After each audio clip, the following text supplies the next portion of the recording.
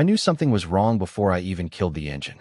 You spend enough years driving the same mountain road, and your body starts noticing little things before your brain does. The way the gravel sounds under the tires, the way the woods go quiet when something feels off, the way your gut tightens for no reason you can explain yet.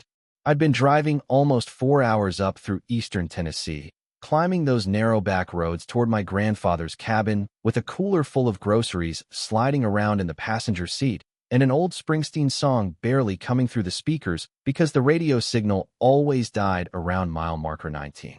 Same drive I'd been making since I was a kid. Same turns. Same trees. Same cabin waiting at the top of the ridge. Except this time, when my headlights swept around the final bend, they hit chain link fencing. And then my rear tires exploded, loud enough to echo through the trees. The truck jerked sideways, gravel spitting everywhere, and for a second I honestly thought I'd hit a damn bear. Then I saw the spike strips. 6 of them, laid neatly across my driveway like somebody had planned the whole thing over coffee. And standing on my porch with a beer in his hand was the president of the Homeowners Association. His name was Randall Pierce, though most people around Cedar Ridge Estates just called him Randy, because that's the kind of place it was. Fake friendly smiles, matching mailboxes, people who spent more money landscaping their yards than paying off their trucks. Randy was in his late 50s, silver hair always combed like he was running for city council, polo shirts tucked into khakis even on weekends, the kind of guy who said things like community standards while staring directly at your house like it offended him personally. He took a sip of his beer while I sat there with 2 blown tires hissing into the evening air. Then he smiled at me like we were old friends. "You got the notice, right?" he said. "Property access changed last week." I stared at him for a second because my brain genuinely couldn't catch up fast enough. "What notice?" He shrugged. "HOA voted. That access road falls under community regulation now. You'll have to turn around." Then he pointed at the fence like he was unveiling a new restaurant. "Can't have non-compliant properties dragging down values." I wish I could tell you I jumped out swinging. That's probably what most people would have done. Hell, part of me wanted to. But something about the way he was standing there, smug as hell, drinking beer on my grandfather's porch like he'd already won, it flipped a switch in me. I just nodded once, real slow, then backed the truck down the hill on 2 ruined tires and drove into town without saying another word. Randy laughed while I left. I could hear it through the open window. Now here's the thing about that cabin. It wasn't just property to me. My grandfather, Walter Boone, bought those 2 acres in 1964 after working double shifts at a paper mill outside Knoxville. He built the place himself over 3 summers with salvaged lumber and cinder blocks. He hauled up the mountain in a pickup truck that barely ran. My dad added the second room in the 80s after my grandmother got sick because she wanted a proper kitchen before she passed. Every Boone man in my family had bled into that land somehow. There were initials carved into the porch beams from cousins long dead now. There were old fishing rods still hanging in the shed that smelled like motor oil and cedar wood. That place carried memories in the walls. And Randy Pierce had put a padlock on it. The motel I stayed at that night had flickering lights and smelled faintly like cigarettes, even though the clerk swore they'd gone smoke-free years ago. I sat on the edge of the bed staring at photos on my phone of the fence, the spike strips, the survey pins near the driveway, and I could feel anger crawling up my spine, slow and steady like heat. Not explosive anger, worse than that. Focused anger, the kind that makes you very, very patient. Around midnight, I called my cousin Dean, who worked as a paralegal down in Chattanooga and knew more about property law than any normal human being should. I told him everything. There was a long silence after I finished. Then he said 6 words that changed the next 48 hours of my life. "Don't fight him. Bury him legally." I remember leaning back against that cheap motel pillow and laughing for the first time all night, because something about the way he said it sounded less like advice and more like a promise. And the funny part is, Randy Pierce thought the fence was the end of the story. Truth was, it was only the beginning. The next morning, I drove back up the mountain before sunrise with my brother-in-law Travis riding shotgun and enough coffee in my system to stop a horse. Travis had spent 20 years doing land surveying work across Tennessee and western North Carolina, and if you ever met him, you'd understand why I brought him. He barely talked unless he had something useful to say, looked permanently annoyed by modern society, and treated survey equipment with more respect than most people treat religion. When I told him about the fence the night before, he didn't even sound surprised. He just said, "Bring me up there before somebody moves something." Morning fog still hung low across the ridge when we got there. The fence looked even uglier in daylight, cutting diagonally across my gravel driveway like somebody had taken a knife to the mountain itself. Randy wasn't outside this time, which honestly disappointed me a little. Travis climbed out of the truck, stared at the fence for maybe 5 seconds, then muttered, "Well, that boy's about to have a bad month." We spent the next 3 hours locating old survey markers my grandfather had put in decades earlier. Iron pins buried near the tree line. Concrete markers hidden under moss. An old oak stump Walter Boone himself had used as a boundary reference back in the 60s. Every single point told the same story. The fence wasn't near my land. It was on my land. Deep on it, too. At the worst point, Randy's fence crossed almost 15 feet past the legal line. And those spike strips? They weren't on some shared easement like Randy claimed. They were sitting directly on my gravel. My property. My driveway. The same driveway my grandfather had shoveled by hand every winter until arthritis twisted his fingers sideways. Travis photographed everything without rushing, taking wide shots first, then close-ups, then measurements. He documented the screw anchors holding the strips in place, fresh gravel displacement around the fence posts, even the manufacturer label stamped onto the steel. Watching him work calmed me down in a strange way. Anger feels different once it starts turning into evidence. Around noon, Randy finally showed up in his golf cart wearing sunglasses and that same stupid polo shirt like he was sponsored by suburban mediocrity. He parked near the fence and crossed his arms. "You boys done trespassing yet?" Travis didn't even look at him, just kept writing notes on his clipboard. I stepped toward the fence slowly. Funny word coming from the guy standing on my land. Randy smirked. "Your land according to who?" Then he tapped one of the fence posts with his shoe. "HOA says otherwise." Now here's where Randy made his first really catastrophic mistake. He could have stayed quiet. Could have let lawyers argue it later. Instead, he got cocky. Men like Randy always do once they think nobody's challenged them in long enough. He leaned against the fence and said, "Look, Evan, you've got an old shack dragging down property values. Everybody knows it. HOA's tired of looking at it. Either you cooperate or we start fining you until foreclosure becomes an option." Travis stopped writing. Very slowly, he looked up over the top of his glasses. "You want to repeat that?" Randy rolled his shoulders like he was bored. "I said we can fine him into foreclosure if we need to." Travis wrote the time down right there on the clipboard. 12:14 p.m. Then he smiled a little, and I swear it was the most terrifying smile I'd ever seen on another human being.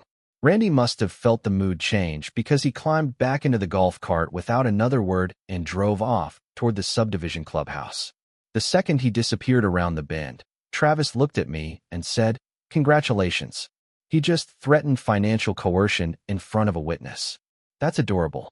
By that afternoon, I was sitting in the office of a property attorney named Claire Holloway over in Johnson City. Claire had this calm, razor-sharp energy that made you feel like she could dismantle someone's entire life while still sounding polite enough to ask about your weekend plans. Her office smelled like old books and black coffee, and there was a framed quote behind her desk that read, "Paper trails bury liars." I liked her instantly. She went through the photos, Travis's survey notes, the fake HOA paperwork Randy had filed, and the audio recording I'd secretly captured during part of our conversation at the fence. Then she leaned back in her chair and laughed once under her breath. This man really installed commercial spike strips on private property over an HOA dispute. I nodded. Claire rubbed her temples like Randy had personally offended her as an attorney. "Okay, so right now he's looking at trespass, property damage, fraudulent enforcement claims, possible harassment, and if the HOA knowingly backed this, we may have grounds for civil conspiracy too." Then she asked the question that changed everything. "Your cabin predates the HOA, right?" I told her my grandfather built it in the 60s.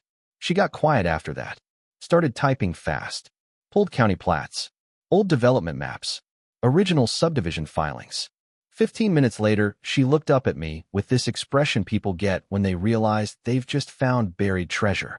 "Evan, your parcel was never legally annexed into the HOA."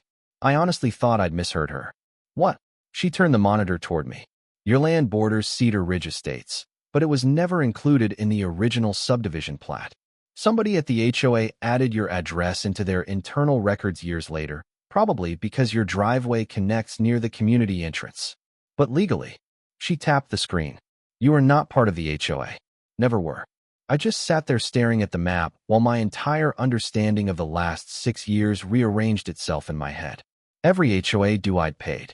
Every warning letter. Every fine Randy had mailed me. Completely baseless. Claire could see the realization hitting me in real time. Which means, she continued carefully, this isn't an HOA dispute anymore. This is one man illegally weaponizing an organization to seize control of property he has zero authority over. And once we started pulling at that thread, the whole damn sweater unraveled. Turns out Randy Pierce wasn't exactly the respected community leader he pretended to be. Claire had one of her assistants run public financial records tied to Cedar Ridge Estates, and within 24 hours, we discovered Randy himself was nearly a year behind on his HOA dues. Quietly delinquent. According to the association bylaws, that made him ineligible to serve as board president in the first place. But nobody had challenged him because most people in that neighborhood either feared confrontation or assumed somebody else would deal with it eventually. Funny how bullies survive mostly on exhaustion. That evening I got a knock at my motel room door. It was an older man named Leonard Griggs who lived 2 houses down from Randy. Gray beard, work boots, carried a 3-ring binder thick enough to stop bullets. Heard you finally pushed back, he said as soon as I opened the door. Then he held up the binder. Been waiting on somebody too. Inside were years of HOA meeting notes, screenshots, contractor invoices, complaint letters people had submitted against Randy that mysteriously disappeared, and one blurry photograph of Randy accepting what looked suspiciously like cash from a landscaping contractor during a community renovation project. Leonard sat in the motel chair flipping through pages while the ice machine buzzed outside the window. Randy likes power, he said quietly. Problem is, men who like power eventually start believing they own people. Around midnight, my phone rang. Randy. I let it go to voicemail. His message started calm enough, all fake neighborly concern and community harmony, but by the end his voice had sharpened into panic. You're making a mistake escalating this, he said. You don't understand how ugly this can get. I remember listening to it twice while staring at the motel ceiling because something about hearing fear creep into his voice felt strangely satisfying. Not because I wanted revenge exactly, but because for the first time since seeing that fence, I realized Randy Pierce might actually lose. And once that possibility entered the room, everything changed. Friday night felt strange from the second I pulled into the Cedar Ridge Community Hall. You ever walk into a room and immediately know everybody's already been talking about you before you arrived? That kind of feeling. The place was packed compared to normal HOA meetings. Usually they got maybe 10 bored retirees arguing about mailbox paint colors. Tonight there were close to 40 people crammed into folding chairs beneath old wooden rafters, whispering in little clusters while Randy Pierce sat at the front table gripping a gavel like he was trying to convince himself he still had control of something. And the crazy thing was, if Randy had just backed down then, he probably could have salvaged part of his reputation, maybe even walked away clean. But pride does weird things to people once they've built their entire identity around being feared. He called the meeting to order with this forced calmness that honestly reminded me of a man trying not to panic during turbulence on an airplane. Leonard sat beside me with his giant binder in his lap, while Claire joined by speakerphone from her office because she wanted every word documented. Randy started rambling through agenda items fast, barely making eye contact with anybody, trying to push through motions before the room settled into what was actually happening. Then he reached my name on the agenda. Parcel 14B remains in violation of community standards, he announced, shuffling papers with shaky hands. Additional fines totaling $4,200 are being recommended pending board approval. That's when I stood up. The room went dead quiet so fast you could hear the ceiling fan clicking overhead. I remember looking at Randy and realizing something almost sad underneath all the anger. He genuinely believed authority worked like gravity, that once people accepted it long enough, it became permanent. He still thought the title on his little HOA paperwork made him untouchable. Randy, I said calmly, you filed enforcement actions against property your HOA doesn't legally control. His face twitched. I kept going. You built a fence on private land. You damaged my vehicle with commercial spike strips. You threatened foreclosure against a homeowner while serving as board president even though you were already disqualified under your own bylaws for unpaid assessments. People started turning toward him in their seats. Then Leonard stood up beside me and lifted that giant binder onto the front table with a loud thud. "And we have records," he said. "Years of them." Randy's whole posture changed after that. The confidence drained out of him in visible stages, like water leaking from a cracked bucket. One of the other board members, a woman named Denise Harper, quietly slid her chair farther away from him at the table. Nobody missed it. Randy looked around the room like he expected someone to defend him. Nobody did. Then Claire's voice came through the speakerphone, clear as glass. "For the record," she said, "Mr. Pierce is currently subject to an active restraining order prohibiting further interference with Mr. Boone's property. Any additional enforcement vote tonight may constitute contempt of court." That was the moment the room turned on him completely. Not loudly at first, just murmurs. People looking at each other. Little expressions changing. You could practically feel years of frustration connecting together all at once inside that building. Randy slammed the gavel down hard enough to make everybody jump. "This is ridiculous," he snapped. "This association would fall apart without me."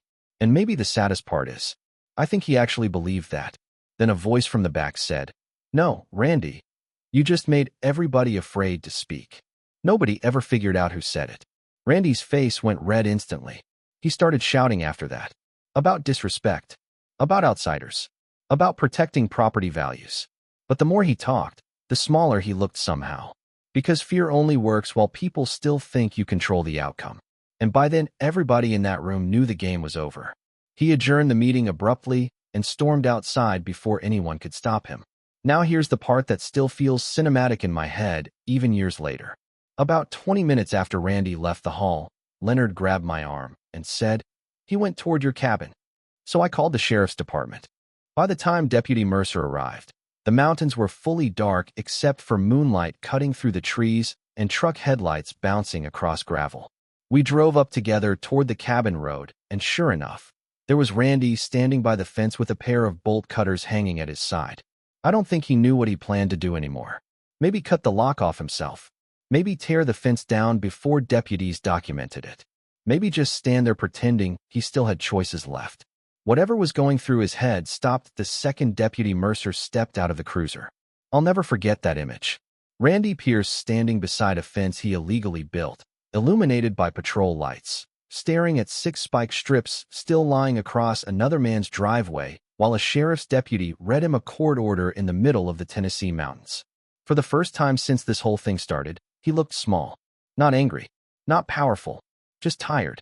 Deputy Mercer warned him any further interference would result in immediate arrest for contempt. Randy didn't argue anymore after that. He just nodded slowly, climbed into his SUV, and drove away without looking at any of us.